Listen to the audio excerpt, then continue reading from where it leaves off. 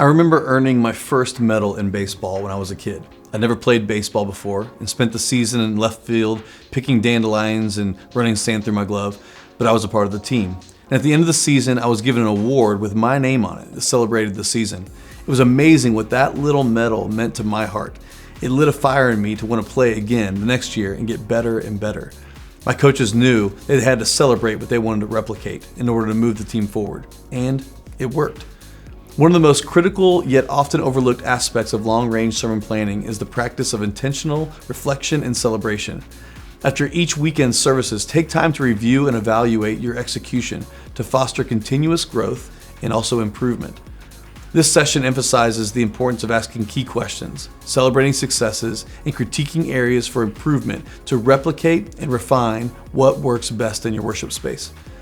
Scripture reminds us of the importance of pausing to reflect and to give thanks. Celebration and critique are not just tools for personal and organizational improvement, they are acts of stewardship. By reflecting on what God has done and how He is working, we position ourselves to glorify Him more effectively in our sermon series going forward as we plan in the future. As you evaluate the previous weekend's services and messages, ask questions that encourage honest critique and intentional growth.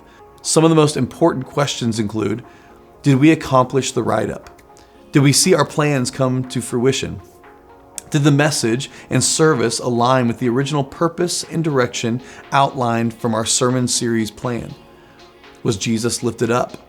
At the heart of every message is the call to glorify Christ. Reflect on whether the sermon pointed people to Jesus and His redemptive work.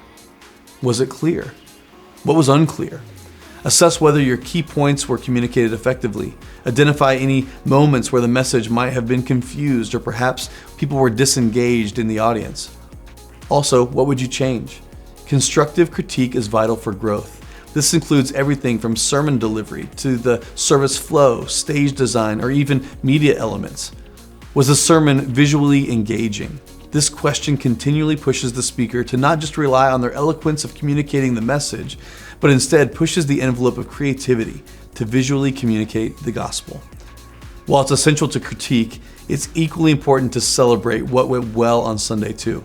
Celebration boosts morale, it fosters gratitude, and encourages replication of effective practices.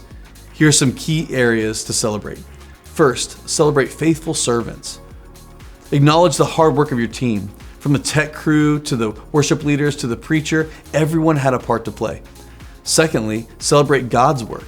Celebrate the stories of how God has worked in the lives of the congregation, whether through individual decisions, testimonies, or other evidence of His presence. Consider capturing these stories on video to share visually on social media or in future sermons.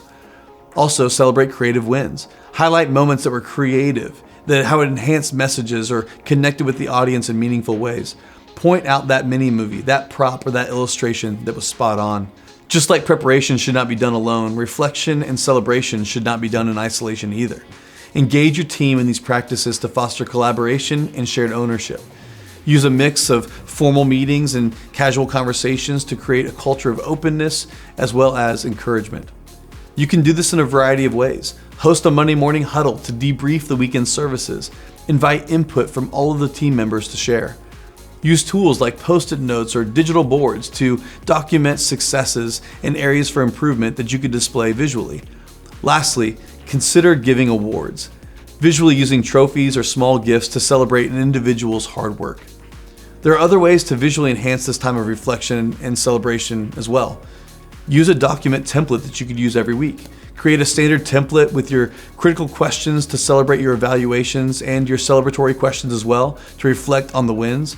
This can be printed and given out to each team member to fill out and to bring to the meeting each week. Consider rewatching the service if it's live streamed or captured visually to go back and evaluate the team's effort. And why does all of this matter? Reflection and celebration are about more than improving your technical skills or sermon delivery. They're about aligning your ministry with God's purpose and glorifying Him through excellence. By taking the time to evaluate, celebrate, and refine, you ensure that your efforts are faithful, fruitful, and replicable. When you celebrate what you want to replicate, you create a ministry culture that values intentionality. And in doing so, you honor God by offering Him your very best, week after week.